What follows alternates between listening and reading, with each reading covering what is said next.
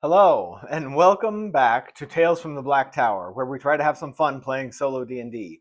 I'm Body, and today we're going to be revisiting Chain, who just left the Temple to Saint Terragnis in Rizar after asking about the the box to Saint Terragnis that the captain of the ship he was previously on tried to steal from him, which ultimately led to him killing the captain that tried to steal the box. The expected scene we had going into this was him leaving the temple and pirates accosting him, and we were trying to understand what the nature of that pirates accosting. But first, you can find the list of the tools and systems I use in the description, and please like and subscribe if you feel so inclined. I had an issue where I played the first section of this, but then realized that my microphone had died, and yeah, I'm going to recap what you see here. Basically, we had our expected scene where Chain is leaving the temple and gets accosted by the pirates who are basically hunting for him after he killed the captain. And that is the expected scene we got. I decided to do the nature of that expected scene with a random event, but without using the PC positive top part of the event. So we ended up with 9 coalesce, 10 lowly, and 6 yachts as the inspiration terms for the random event. So the way that I characterize this is that the pirates are coalescing. It's like they're almost appearing out of nowhere around Rizar after he leaves the temple. They're lowly pirates in that they are sort of the grunts of the ship. They're the ones who are doing the most, like, I'm not exactly sure what the most lowly tasks on a pirate ship are. Maybe like hauling things in the bottom, making, peeling potatoes. They do that kind of stuff, the stuff that no one wants to do. But yachts, as the third term in the inspiration, says that they're coming from sort of nicer ships. So they're beginning pirates, but they're on some of the nicer ships. So we had one pirate who saw Chain going into the temple and decided not to pursue him into the temple. But he went and found some other pirates and brought them back. I rolled a d4, d4 plus 1, to indicate how many pirates are going to end up accosting him, and I got a 2. So one of them is just sort of a normal pirate according to the rules of Shadowdark, who is AC 12, 4 hit points, etc. And because the pirates that he got to join him have this lowly descriptor, I'm just going to say they're pirates, but they're sort of like level 0 pirates. They have 1 hit point plus 0 to all their stats. I'm not even sure. The question I have, so this is a question for the Oracle, and I don't know, because a normal pirate has a cutlass and a dagger.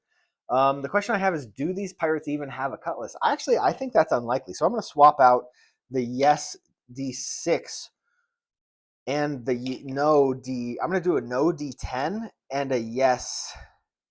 I'm going to do a no d10, a yes d6, and a no d8. That way, so we have some. This die is weighted towards the yes, but these are more weighted towards the no. So we're solidly in the unlikely territory, but there's still a decent chance there's still some chance of there being a yes. So the question I have is, do these level 0 pirates have cutlasses? And I think this is pretty unlikely. Let's go.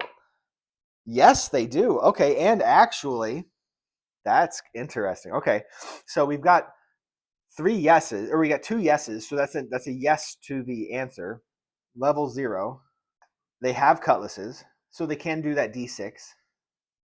But the interesting thing is, because we have 3 of these dice that have this silver, or no, they have the gold faces coming up as a result, that means this triggers a random event.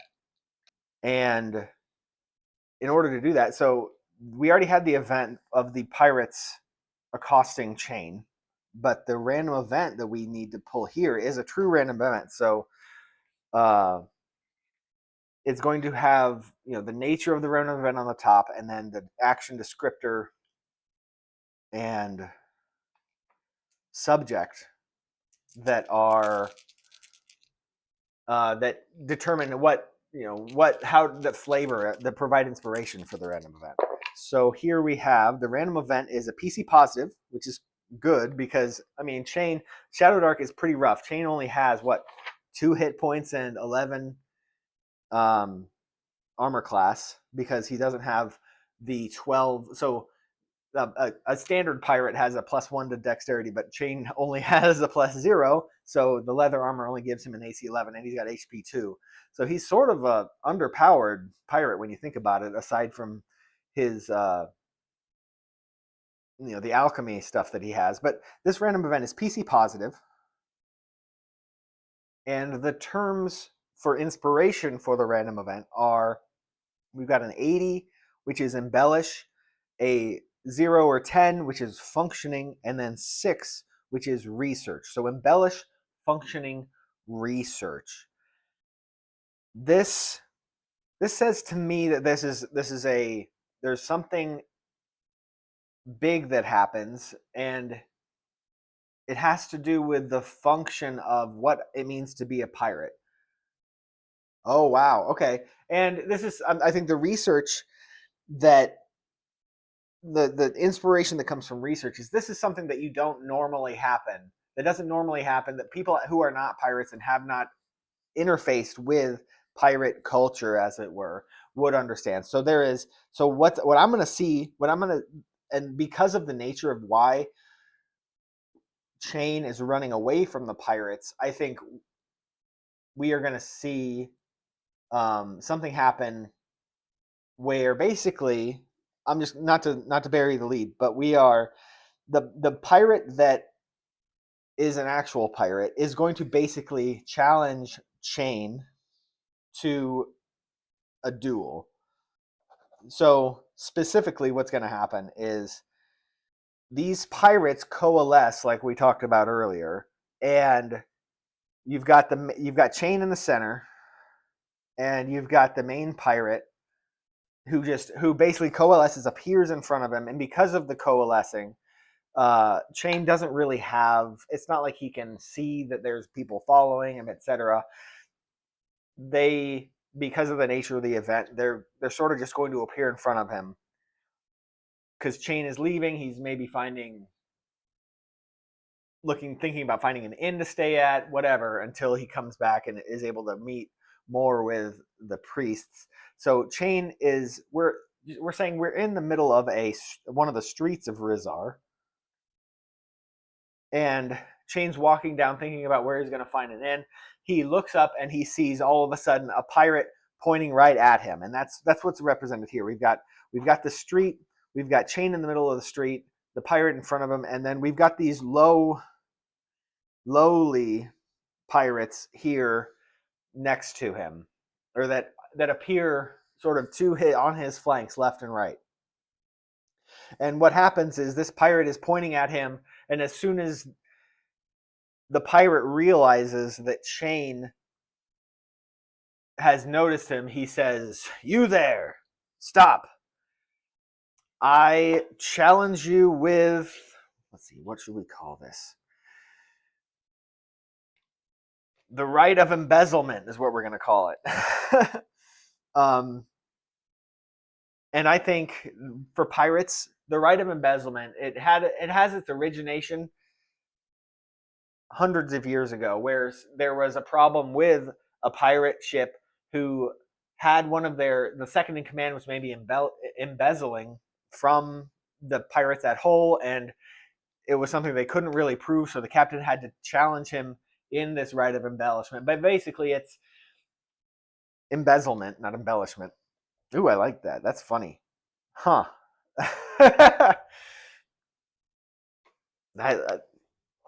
That's funny because this last random event card that I pulled, the inspiration word that I locked onto was embezzle, but that's very similar to embellish. But the right of embezzlement, basically, when a pirate can't necessarily directly prove that there is wrongdoing, but they challenge the other pirate to basically I mean, I guess is it a duel to the death? I don't know. And I guess it's because pirates are usually not on the street. I think it's fairly uncommon for this kind of thing for people who are not pirates to see, but there's no express forbidden custom. There's nothing in the custom that makes it so that it's forbidden to do this in front of other people. It just isn't commonly done. The question I have is that for the Oracle, is this a duel to the death? I think, I don't know. I've got a 50-50 chance on this. Yes, it is a duel to the death. It is a duel to the death. And it's going to be between this pirate who, I think the question I have for the Oracle now is, was this pirate on the ship and was sent from, let's say, the second in command on the pirate ship to find Chain? I think this is even likely. So I'm going to get rid of the neutral die and take the D8. So this is fairly heavily weighted into the likely category. So is this, I think, actually, I'm going to even get rid of this and get the neutral die, because this is even more weighted towards the S. But I think the question I have is this pirate from the ship that Chain was on? No. Okay. So even though this was very weighted in the yes direction, and I think that's enough questions we have. Basically, we know the pirate, I think, because even though he wasn't from the ship that Chain escaped from, he's related to the pirate, the captain that Chain killed. And so the pirate is challenging Chain to a duel, and because what I'm going to say, the pirate says, "I challenge you by the right of embezzlement. What do you choose? What weapons do you choose?" And Chain knows about the right of embezzlement and knows that this is a duel to the death. But as the person being challenged, he gets to choose the weapon that he gets to use, and then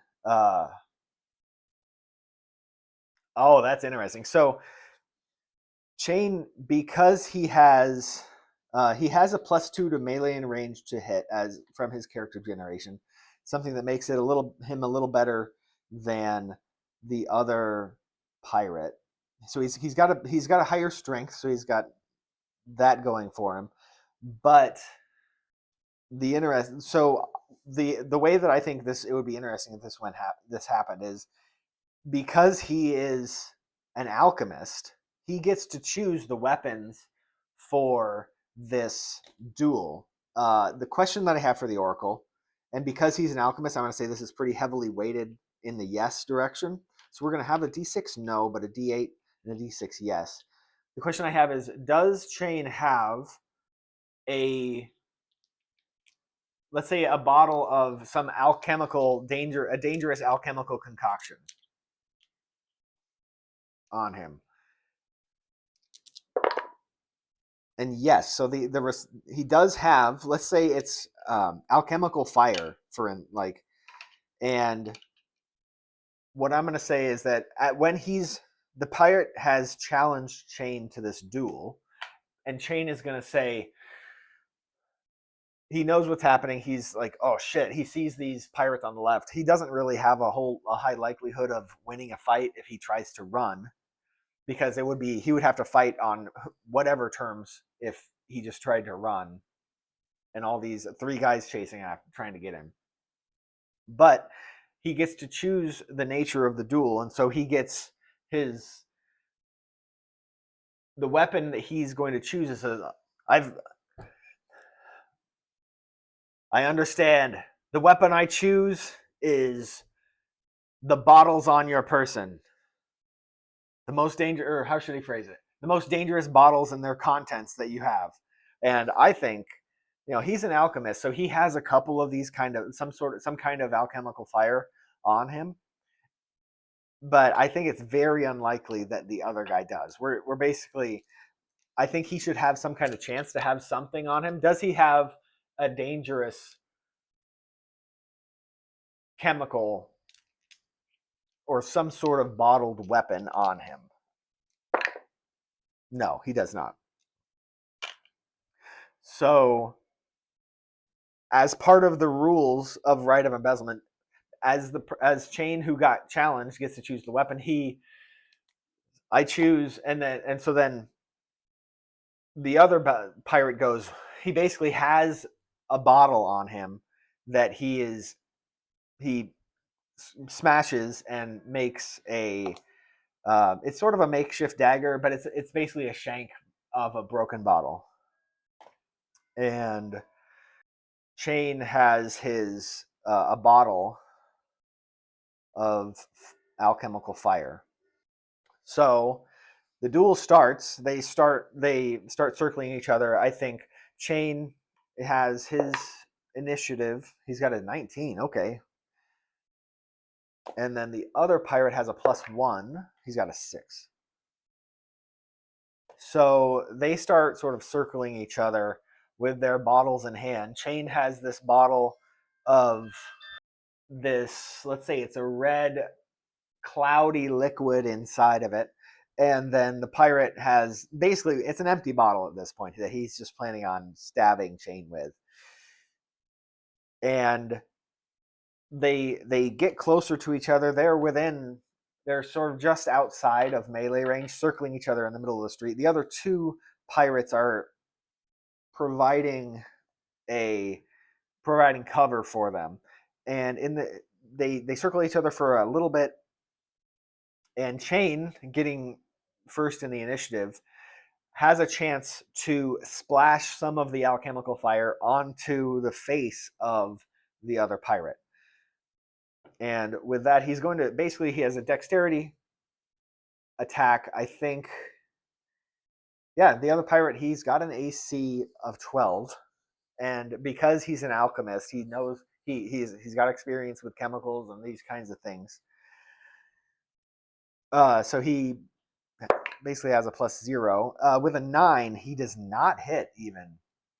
He actually has +2 to ranged attacks, but even with that, he doesn't. It's only an 11. So the pirate then comes up and makes an attack onto Chain, slashing at him with his broken bottle. Oh, and that is going to hit. Oh no, because he's got an AC 11. Oh, all right. So because it's a broken bottle, I'm going to say it's a DC, or it's a D2 weapon. And it does do 2 damage. Chain actually only has 2 hit points. So basically, Chain attempts to splash the acid, essentially the alchemical fire, into the face of the pirate, and he just comes up and stabs Chain with a dagger, and Chain is down. I think that Chain is unconscious, and the question I have for the Oracle is, does our friend Audentior, who we spent the last couple sessions with, come to the rescue for Chain in this moment? Chain's unconscious. He might even, the pirates might even continue and just kill him outright. I think this is something that is fairly likely. I'm going to go with the D10 and the D8, but with the neutral die. So it's not, actually, let's go with the no, because this is fair. This is pretty likely, but it's not like a sure thing. This is maybe a 75-ish% chance. The question for the Oracle is, does Audentior come in to save Chain in this, as he's lost this duel? Yes. Okay. That's kind of a relief. But so basically, Chain lost this duel, and because they were figuring out the terms of it for a moment, Audentior basically, from the shadows, because he's a rogue, makes an attack onto, yes, as an 18. He's got a sneak attack. Basically, that 18 does buckets of damage because he's got a bunch of extra dice for backstab, like what? Yeah, D2, yeah, it does like 8 damage to this pirate who has 4 hit points. Basically, the pirate, let's say the pirate was reaching back in order to deliver another final stab to the throat of Chain when an arrow comes and just pierces him right through the temple as Audentior saves Chain from an untimely death. So we had the two lowly pirates are sort of still on the side as the pirate was about to stab Chain, and Audentior shoots the pirate in the head with an arrow, and then jumps in and attempts to threaten the other two pirates, saying something like, "You'll get out of here if you know what's good for you." Oh, and does not do a very good job of intimidating them. I think that, well, let's see what they roll as far as will or whatever goes. Yeah, they did not. They rolled better than the 6. Let's put it that way. Um, Actually, he had a charisma that's still a 7 with the, so they'd still go above that with the 8 that they rolled. So they are actually going to attack Audentior, who has much better hit points and armor class. But basically, they're like level 0 people. They already have their initiative along with the pirate at 6, but Audentior has his, which comes in at 13. And with that, let's see, Audentior, he's basically over Chain's body in this moment. And these low key pirates are, let's say, 10 feet away. This pirate is actually, next to him, but down. And as those low pirates are approaching, Audentior has the opportunity. He's going to shoot one of them with his bow. So he has this stone bow that's a +1. So he's got 7 plus 3 for his dexterity. So that's 10, 11, and that's going to be better than that's going to meet the 11 AC that the pirates have with their leather armor, but their dexterity is +0. And he's going to be able to shoot one of them and dealing 4 damage with his +1 bow. Basically, he sees that he didn't appropriately intimidate the low pirates. They start to rush him. He flings off a really quick bow shot to the first one and drops him. And then let's just say I think it's a 50-50 on the Oracle. What is the other pirate going to run away? No, the other pirate comes up and is attacking Audentior. So that pirate comes up and he actually does have a dagger. Actually, no, we decided earlier they do have cutlasses. The low the low key pirates do have cutlasses, but he's going to attack Audentior with an 11 +0, does not meet his AC, and then Audentior does a counterattack with his own dagger with a 17, and then for 4 damage is definitely going to drop. So basically, Audentior comes in, shoots one of the pirates. The other pirate comes in, attempts to slash at him with his cutlass, and then Audentior runs up and stabs him with his dagger. And I think that is going to end the scene here. Actually, Audentior is going to attempt to, I'm going to say with advantage, for it's sort of a plot armor thing, honestly, because these are our main characters. I think he's going to be able to stabilize him. Yes.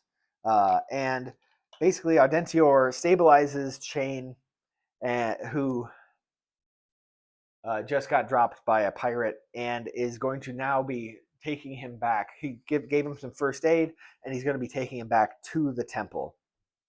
So the expected next scene is going to be the first time that Chain and Audentior actually meet, and they're going to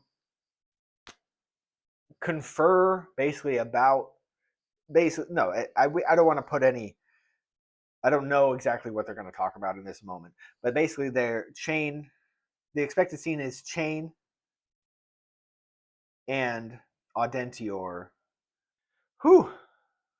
All right, we had a couple moments there where one or more of them might have died, but that's part of the fun of the solo D&D. You never know. Like, I think there's a certain amount of plot armor that these main characters should have because of the nature of this kind of storytelling and this kind of game, and that I think works. I think bypassing the sort of harsh nature of Shadowdark in a very limited sense works in a certain way. I think we need to. I think I need to figure out a better system for how that's going to work. But it's also a little bit wonky now because these are characters that are by themselves getting accosted maybe by 2 or 3 people. They might not always be able to run. But anyways, that was interesting. I hope you guys had fun, and we'll see you next time. Bye.